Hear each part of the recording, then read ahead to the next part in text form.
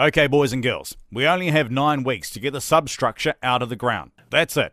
Piling's almost finished and the diggers are arriving tomorrow.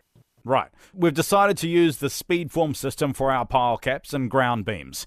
Our QS and tendering teams have identified great benefits using the Speedform system, so you fellas need to get your head around using this bloody stuff today. Never heard of it, boss. How's it work? I've used Speedform a few times. It's fast and easy as, mate. Even a wimp like you could lift it. And it's 3 times faster than our timber stuff. In fact, did a woman invent this? The steelies have to be well in front and take no sickies. Do we have the right workers? We only need half the normal crew and not even a chippy. Just too easy, mate. Look, if we get out of the ground and save a week, I'll put some drinks on and a decent bonus. Beauty, mate. Speedform, here we come. The trick is to get the backfiller to go easy, and it's a breeze.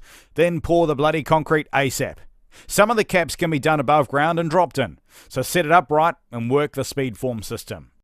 Oh, any rum with the beers, boss? I'll have an apple cider if you don't mind, fellas. Speedform. The system works. Work the system.